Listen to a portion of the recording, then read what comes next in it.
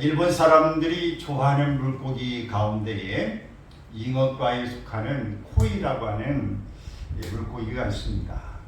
근데 이 코이는 작은 어항에 넣어두면 5cm에서 8cm밖에 안 되는 피라미가 된다.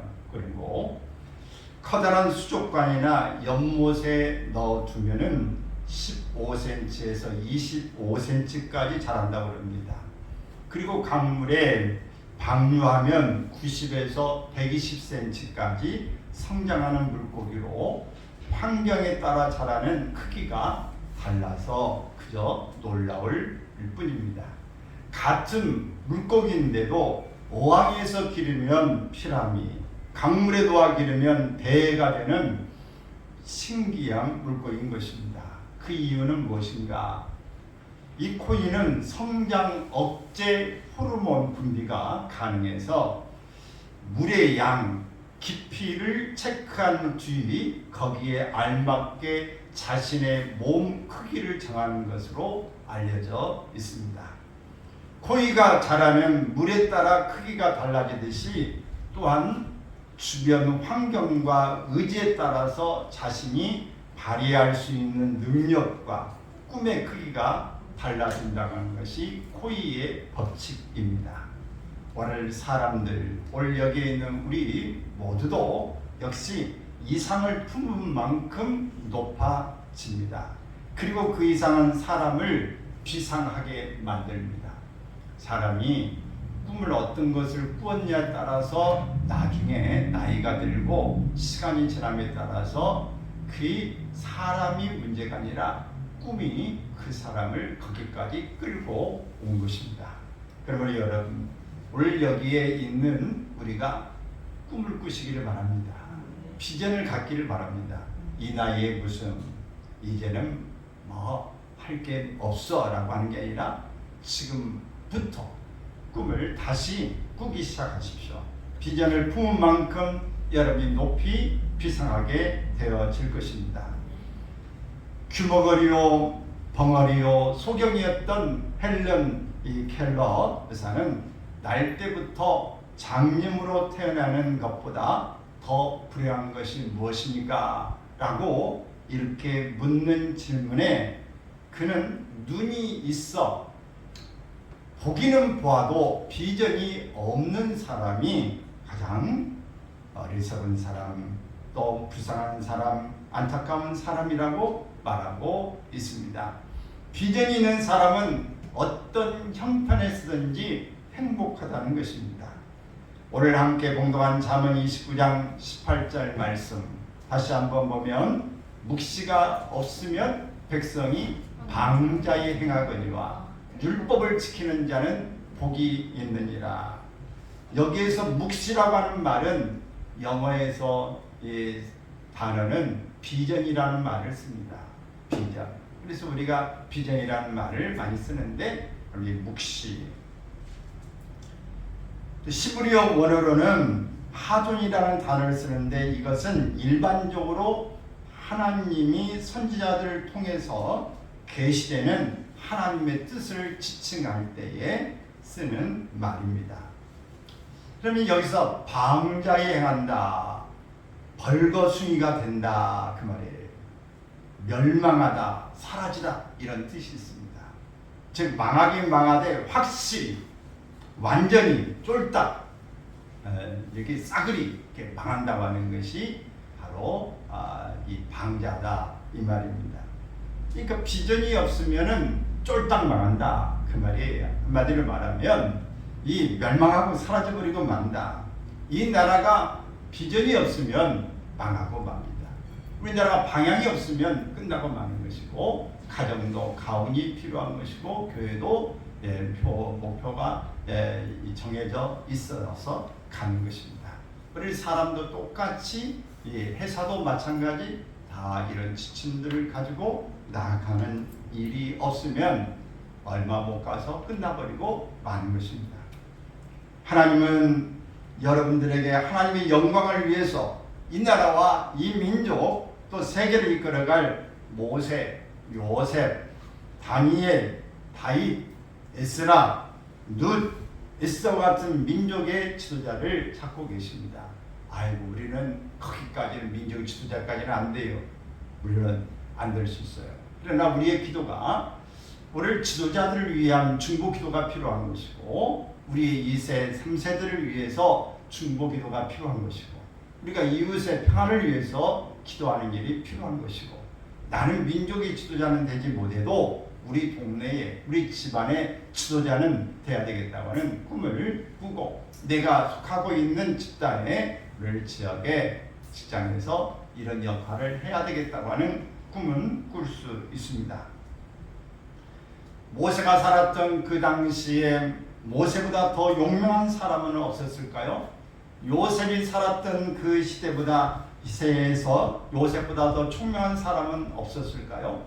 물론 하나님께서 그들을 선택해 주셨기 때문에 그들이 존재하고 있지만은 그러나 그 못지않는 지혜와 그 못지않는 힘을 용맹을 가지고 있는 사람들이 있었을 것입니다.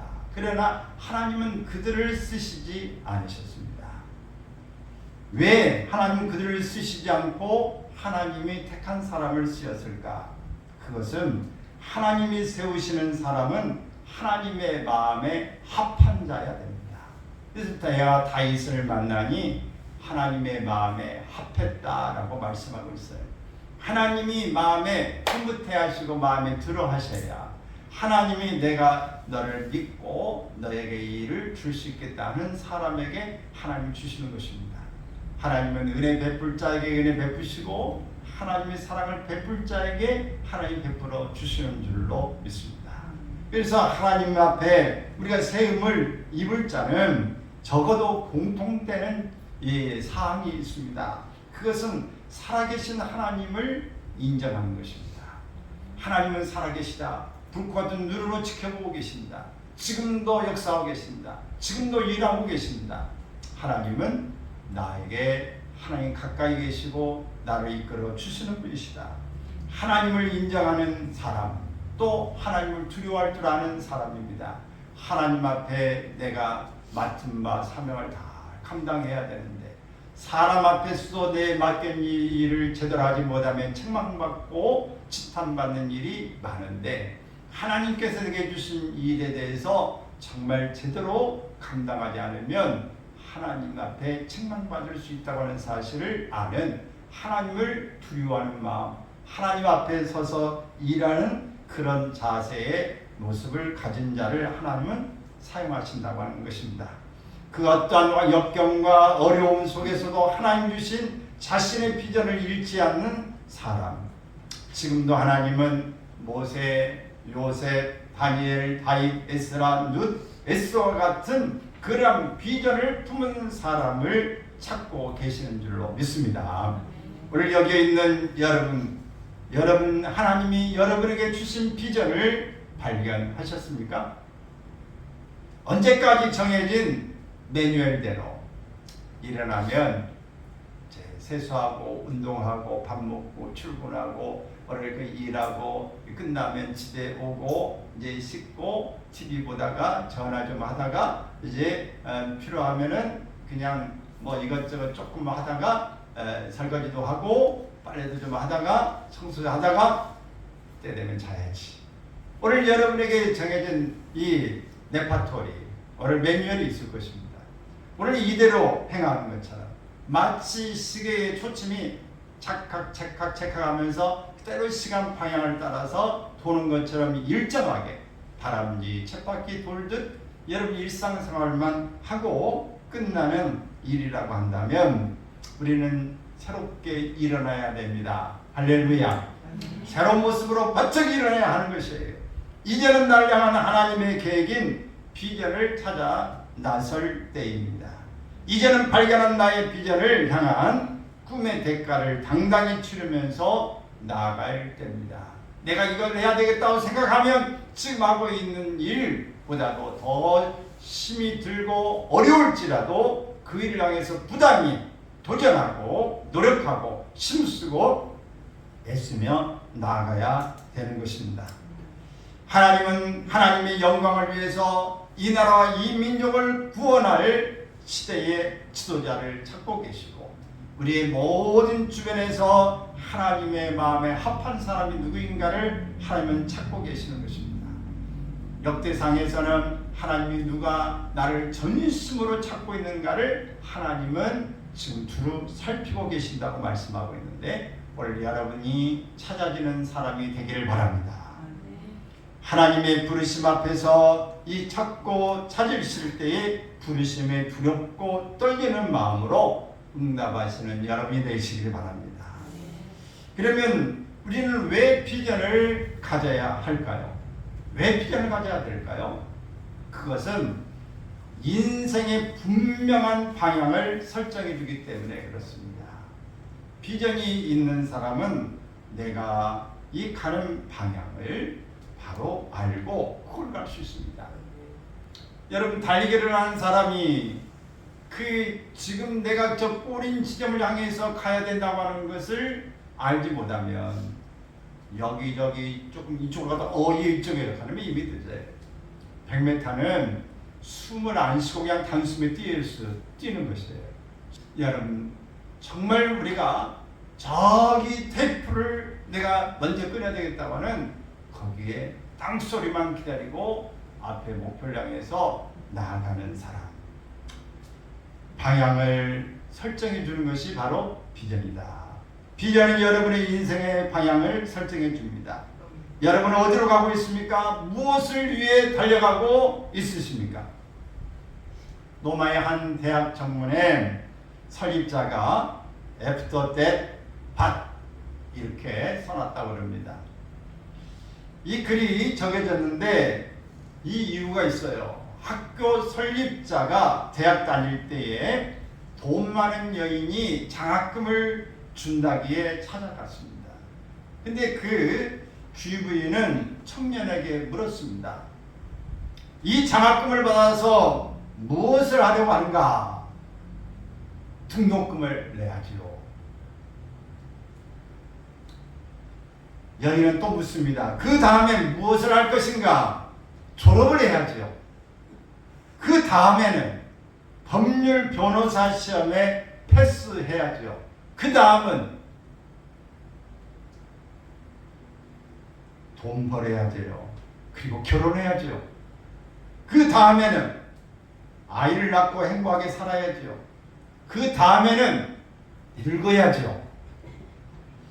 그 다음에는 청년은 대답의 심각함을 느끼면서 긴장하기 시작했습니다.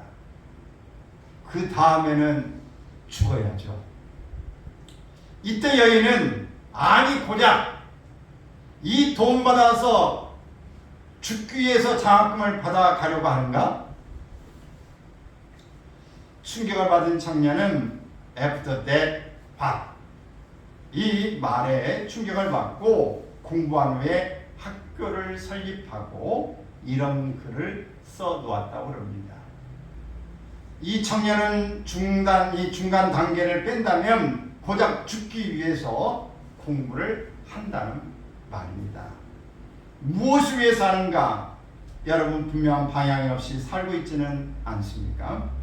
비전이 없을 때 방향이 없습니다. 비전이 있는 자만이 인생의 분명한 방향을 설정할 수 있는 것입니다. 그러면 비전, 바로 하나님의 뜻이란 무엇일까요? 비전 무엇일까요? 비전이란 현실성 있고 믿을만하고 매력 있는 자신의 미래상입니다. 다 같이 현실성 있고 믿을만하고 매력 있는 자신의 미래상이다. 이게 뭐라고요? 이게 비전이다. 여러분이 도달해야 될 종착지입니다. 목적보다도 앞선 것이 비전이고 목표보다 우선되는 것이 비전입니다. 비전은 바로 여러분의 미래상입니다. 여러분의 미래상은 어떤 모습입니까? 우리는 어떤 세미나, 어떤 모임에 가면 당신의 이 10년 후를 적어보세요. 10년의 모습을 적어보세요. 20년 후 노인이 됐을 때 죽기 전에 이 모습이 무엇인지를 보세요라고 하는 이런 질문을 받고 자신을 이제 생각해 보면서 쓰는 그런 프로그램도 있습니다. 네, 여러분의 미래상은 어떤 것입니까? 우리나라에는 어른들이 애들을 만나면 가끔 질문하죠. 여기 할머니, 할아버지들이 있는 분들은 그런 질문을 아마 해봤을 거예요. 애야, 너 커서 뭐 되고 싶어? 질문해 보셨죠? 자, 그러면 애들이 각각 이야기합니다. 그런데 옛날에는 다 한결같이 제일 많이 나오는 게 뭐냐면 대통령이요. 그런 사람들이 많았어요. 대통령은 직업이지 비전이 아닙니다. 직업을 가지고 무엇을 하는 것이 비전입니다. 대통령이 돼서 뭘 할 거야? 라고 하는 겁니다. 나는 대통령이 돼서 노예를 해방할 거야. 나는 대통령이 돼서 온 백성들이 평안하게 전쟁 없는 속에서 살게 만들어 주는 것이 내 비전이야. 이 비전이 있어야 대통령 되는 것이요. 라고 하는 것은 직업인 것이죠. 비전은 무엇이 되는 것이 중요한 것이 아니라 왜 그것이 되려고 하는가가 중요한 것입니다. 뭘 하려고 하는 것이 아니라 왜 그것을 하려고 하는 것이 비전인 것입니다. 여러분의 비전은 무엇입니까? 비전 있는 사람이 되고 싶지 않으십니까? 어떻게 하면 비전을 가질 수 있어요? 어떤 비전을 어떻게 하면 가질 수 있을까? 그것은 먼저 비전은 하나님으로부터 온다는 것입니다. 비전은 누구로부터 온다? 하나님께로부터 온다. 우리는 하나님의 비전을 가져야 합니다. 비전은 하나님으로부터 오는 것입니다. 그래서 나를 향한 하나님의 계획이 나의 비전이다. 시작. 나를 향한 하나님의 계획이 나의 비전이다. 여러분을 향한 하나님의 계획을 발견하셨습니까? 비전은 나를 향한 하나님의 계획, 나를 통해서 이루시고자 하는 하나님의 뜻이 비전인 것입니다. 일본 미시시피사의 기상 한 척에 두 명의 미국인이 젊은이들이 탔습니다. 그리고 그들이 갑판에서 한국 땅을 받기에 아주 가슴 벅차게 기다리면서 그들은 갑판에서 이렇게 기도했습니다. 사랑의 줄을 끊으시고 부활하신 주님, 죄와 어두움으로 얽혀있는 이 나라 백성들을 의와 빛 가운데로 인도하소서. 이들을 묶고 있는 어두움의 권세를 끊으시고 광명의 나라가 되게 하소서. 이들은 한 청년은 아펜 젤러이고 또 한 청년은 언더우드 선교사였습니다. 이들을 한국 땅에 복음을 들고 이 땅을 밟은 첫 선교사들입니다. 이들은 1885년 4월 5일 부활절 아침에 제몰포 항에 들어온 지 지금 140년이 됐어요. 이 통해 한국에는 2024년 1월 기준으로 국민의 17%에 해당하는 880만 정도 그리스도인이 생겼습니다. 1000만 정도, 1200만이라고 했는데 많이 줄었습니다. 교회는 5만 개 정도가 있다고 그럽니다. 전 세계적으로 미국 다음으로 선교사를 가장 많이 이제 배출했다고 했는데 지금은 순위가 6위로 떨어졌어요. 우리 한국도 점차 복음이 시들거리고 있습니다. 열악한 환경이었지만 아펜설러 선교사는 복음 전도와 교육, 언론 활동 등을 통해 우리 민족의 미래를 이끌어갈 인재 양성에 힘썼습니다. 서울 정동의 정동 제일감리교회와 배제 학당을 설립했습니다. 우리 대전에도 배제대학교가 있죠. 성경 번역과 신문 발행에 나섰고 1896년에 조직된 독립협회를 지지하며 민족 계몽 운동과 독립운동에도 기여했습니다. 초기 선교사로 17년 동안 활발한 사역을 펼친 아펜젤러 이 선교사는 1902년 성서 번역자 회의에 참석하기 위해 배를 타고 목포로 가던 중에 선박과 충돌 사고로 인하여 사망하고 말았습니다. 우리가 수년 전에 이 서천 바로 이 서면에 가서 아펜젤러 이 기념관에 우리가 가본 적이 있으시죠? 가서 사진도 찍고 즐겁게 보낸 일이 있습니다. 이런 기적은 140년 전 두 청년의 가슴 속에 있었던 비전과 무관하지 않습니다. 하나님은 그 두 청년을 통해서 한국 땅에 복음을 심고자 하는 계획을 세우셨습니다. 두 청년의 비전은 한국 땅에 복음을 들고 서는 것이 비전이었습니다. 나를 향한 하나님의 계획, 그것이 여러분의 비전입니다. 그 비전을 찾기 위해서 여러분은 기도해야 합니다. 하나님의 계획에 의해 쓰임받는 것이 위대한 일입니다. 그 위대한 일에 쓰임받도록 기도하며 찾아야 합니다. 어떤 사람이 아프리카에 가서 한평생을 고생하고 하고 있는 저 유명한 슈바이처 박사에게 이렇게 질문을 했습니다. 당신은 철학, 신학, 의학, 음악의 4개의 박사 학위를 가진 유명한 학자이기도 한데 왜 하필이면 아프리카에 가서 그 고생을 하시는 것입니까? 여러분, 박사 학위 1개만 따기도 어려운데 4개나 따고 있는 이분이 왜 아프리카의 미개한 나라에 가서 선교를 하려고 합니까? 그건 참 이상합니다. 사람이 꼭 그렇듯 고생스럽게 살아야만 되는 것입니까? 라고 정말 의아함을 가지고 질문했습니다. 그때 슈바이처는 이렇게 대답합니다. 나를 동정의 눈으로 보지 마시오. 하나님의 손에 쓰임받는다는 것이 얼마나 행복한 일인지 아십니까? 이것이 생을 바로 사는 사람의 모습입니다.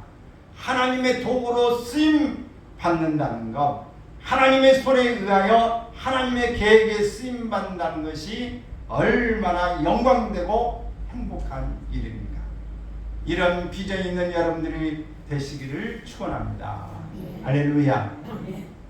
나를 향한 하나님의 계획이 있음을 믿으시기 바랍니다. 그리고 그 계획을 알게 해달라고 기도하십시오. 그리고 그 비전을 밝히 보여달라고 간구하십시오. 또한 나를 통해서 일하시고자 하시는 하나님의 선하신 뜻이 있음을 확신하십시오. 그 뜻을 붙드시고 사시기를 바랍니다. 그 비전 때문에 감격하시고 그 비전에 의해 이끌림을 받는 인생들이 다 되시기를 축원합니다. 그러면 이 비전이 어떻게 생겨나는 거냐? 하나님이 주시는 것인데 비전은 언제 어떻게 생겨나는 것인가? 물론 여러 가지 다양한 방법이 있을 수 있어요. 그러나 가장 중요하고 확실하고 오늘 가장 많은 것은 성령이 임하면 비전이 생깁니다. 아멘. 사도행전 2장 10절을 읽습니다. 하나님이 가라사대 말세 내가 영으로 모든 육체에게 부어주리니 너희의 자녀들은 애어날 것이요 너희의 젊은이들은 환상을 보고 너희의 늙은이들은 꿈을 꾸리라. 이 땅에 교회를 탄생시키신 분이 누구입니까? 성령님이십니다. 오순절 마가의 다락방에서 성령의 기름 부음으로 교회를 창조하시고 지금도 각 사람에게 계속해서 성령을 부어주신다고 약속하고 있습니다. 성령께서 지금도 우리에게 역사하시는 것은 계속해서 비전을 보여주고 계신다는 것입니다. 성령께서 일하신다는 증거는 믿는 자들이 꿈을 꾸고 환상을 보며 예언하는 것으로 나타납니다. 우리 모두가 예수님의 피 묻은 복음으로 구원이라는 엄청난 역사를 체험했다면, 아니 이제 그런 사람으로 살아가겠노라고 다짐한다면 오늘 성령께서 전혀 다른 차원의 환상과 꿈을 우리에게 보여주실 것입니다. 여러분의 마음에 꿈이 있고 여러분 마음에 대한 큰 열망을 가지고 하나님, 나는 어떻게 살아야 됩니까? 나는 무엇을 위해서 하나님이 지음을 주셨습니까? 나는 왜 이곳에 하나님 보내주셨습니까? 이 하나님의 뜻이 무엇입니까? 이것이 비전입니다. 큰절 하나님, 나의 역할이 무엇입니까? 라고 사모하며 간절히 하나님 기도하면 하나님이 반드시 여러분에게 성령을 통해서 여러분에게 감동하시고 여러분의 비전을 깨닫게 해주실 줄로 믿습니다. 할렐루야. 여러분이 사모함이 있어야 해요. 무엇입니까? 어떤 것입니까? 하나님 앞에 이것을 가져야 방황하지 않습니다. 이걸 붙잡아야 여러분들이 힘들지 않습니다. 힘들어도 힘들다고 하는 말을 하지 않고 갈 수 있는 것입니다. 이 땅에 이 성령께서 역사하셔서 교회를 세우시고 비전을 보여주시고 이렇게 하나님의 교회들이 수많이 생기고 하나님의 이 종들이 사역자들이 수없이 생겨났습니다. 그리고 이 선교를 보내는 일을 또 많이 생겨났습니다. 이렇게 되어지는 것, 우리가 새로운 차원으로 삶이 달라졌기 때문에, 우리의 비전이 세워져 있기 때문에 그렇게 행동한 것입니다.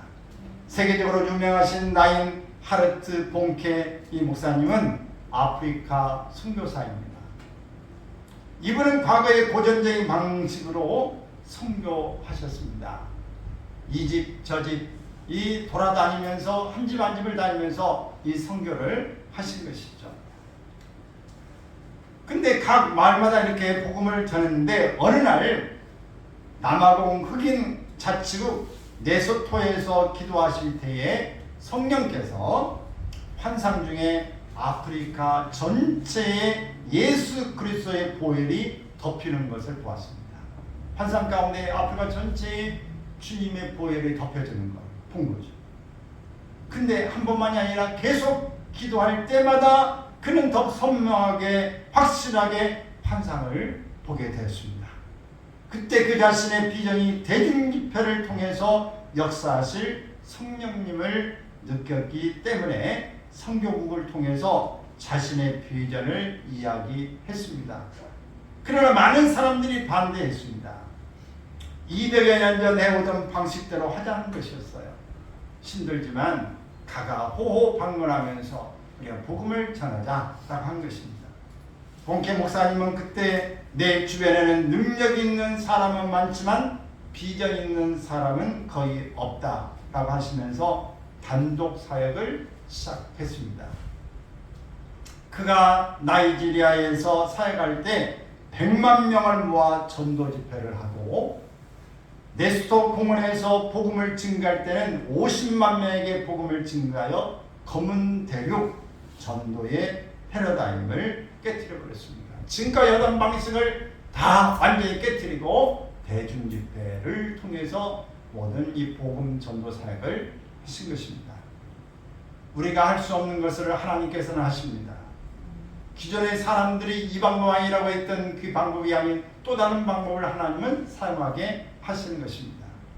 패배자는 과거를 말하고 평범한 사람은 현재를 말하고 위대한 사람은 날마다 미래를 말한다 라고 말하고 있습니다. 시작. 패배자는 과거를 말하고 평범한 사람은 현재를 말하고 위대한 사람은 날마다 미래를 말한다. 사도행전 10장에 보면 고넬료에게 나타난 천사가 있었습니다. 천사는 예수님의 이름을 말하거나 구원에 대해서 말할 수 있는 특권이 없습니다. 천사는 단지 베드로를 청하라는 말만 전할 뿐입니다. 이 전달을 받은 베드로는 그들에게 복음을 전합니다. 복음을 전할 유일한 특권을 가진 사람이 바로 하나님의 자녀인 우리들인 줄로 믿습니다. 복음은 천사들이 전한 게 아니라 누가 전한다? 이 사람이 전하는 것입니다. 이 사실이 얼마나 감격적이고 감사한 일입니까? 우리는 이런 사명은 천국에서는 할 수가 없어요. 어디서만 할 수 있다. 이 땅에 사는 동안만 이 사명을 감당할 수 있는 줄로 믿습니다. 좀 부담스럽지만 정말 하나님 앞에서 쓰임받는 일꾼이 되시기를 바랍니다. 이 복음 전하다 실패하면 어떻게 합니까? 난 말재주가 없는데요. 나는 용기가 없어요. 괜히 싫은 소리 왜 듣습니까? 내 밥 먹고 내가 사는데 왜 다른 사람은 욕먹고 삽니까? 여러분 다 그런 생각하시죠? 하는데 용기가 없어요. 안 받아들이면 어떻게 해요? 나 얼굴 보고 다 그럴 비유가 없어요. 받아들이고 안 받아들이고 그렇게 중요하지 않습니다. 우리가 하나님의 사명을 전달하는 천사의 역할을 하면 됩니다. 그러나 전하는 방법은 현재는 좀 다양합니다. 옛날에 무조건에 그냥 믿어야 된다고 막 맞고 붙는 그 자세, 그것도 중요하지만 더 막 길에 다니면서 애손당, 불신지옥 이렇게 외치는 것도 할 수도 있어요. 그러나 더 중요한 것은 우리가 그 사람의 심정을 이해하고 그 사람에게 자연스럽게 다가가서 우리의 삶으로 보여주고 그들에게 정말 알기보다는 이런 예수 그리스도에 대한 지식을, 복음을 그들에게 소개해서 싱글거려올 때 끈을 붙잡을 수 있도록 계기를 마련해 주는 것이 우리가 할 수 있는 일입니다. 이것은 여러 가지 영상의 매체를 통해서도 할 수 있고 문화적인 방법을 가질 수도 있습니다. 여러분의 행동을 통해서도 우리가 물질을 통해서도 여러 방법을 동원해서 할 수 있습니다. 이것을 우리 하나님 앞에 기도하다 보면 하나님께서 우리가 잘할 수 있는 방법을 통해서 하나님의 선교의 사명을 감당할 수 있게 하실 줄로 믿습니다. 요한복음 3장 16절 담성하고 계시죠? 시작. 우리가 이렇게 하나님 앞에서 이 말씀을 부여잡고 누구든지 멸망치 않고 영생을 얻게 하시는 우리 하나님의 놀라운 계획을 믿고 전달자가 되시기를 바랍니다. 우리는 예수를 믿는 자, 예수를 믿고 신뢰하고 의지함이 바로 믿음의 위력인 줄로 믿습니다. 그러므로 우리는 예수를 믿는 자에게는 큰 하나님의 비전이 더 열려지기를 바랍니다. 비전 있는 사람은 더 구체적으로 더 확산되기를 바라고 이 예수님의 이름으로 기도할 때에 그 비전이 여러분의 목전에서 이루어짐을 볼 것으로 확신하고 나아갈 수 있기를 바랍니다. 기도하시는 하는 사람에게는 끊임없는 비전을 계속 품게 하십니다. 지금은 작았는데 점점 더 큰 비전을 품게 하실 수 있습니다. 작은 일을 맡은 자가 잘 충성되게 착하게 감당했더니 더 큰 일을 맡겨주시는 원리와 같은 것입니다. 사랑하는 여러분, 오늘 우리가 다 주님의 이름으로 큰 믿음을 가지시고 하나님의 뜻을, 하나님의 계획에 맞춰서 하나님의 뜻을 이루어드리는 비전을 여러분 다 품으시고 하나님의 멋진 모습으로 날마다 더 한 걸음 더 가까이 행진할 수 있기를 주의 이름으로 축원합니다.